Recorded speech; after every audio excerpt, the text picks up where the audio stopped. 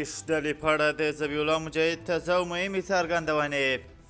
مجاهد وایي په هیواد کې د داعش ټول پټن ځایونه له منځه وړل شوي او امنیتي وضعیت بې مثاله ښه دی. اسلامي امارت ویان ذبیح الله مجاهد ادعا کوي چې په افغانستان کې د داعش وسلوالې ډلې پټن ځایونه له منځه وړل شوي او په وینا یې د هیواد د امنیتي وضعیت بې مثاله ښه دی. د مجاهد خبره د سهشنبې په ورځ د سالواقع 14مه د اسلامي امارت تر کنټرول لاندې ملي ټلویزیون د خپل ټلګرام چینل له لارې په یو پډکاسټ کې خپرې کړې دي.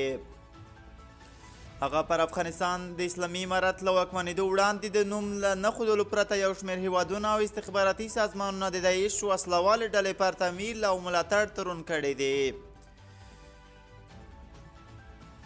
د اسلامي امارت ویان دغه راز ویلي چې د دغې ډلې جنګیالي د هر ډول پدیدو پر وړاندې ولاړ دی.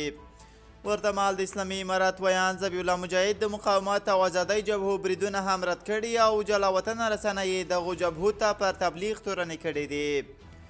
مجاهد دا څرګندونې داسې مهال کوي چې یوازې په روانه اونۍ کې د مقاومت او ازادۍ جبهو په کابل او کندوز او تخار ولایتونو کې بریدونه کړي دي، خو فقط ادعاوې دي.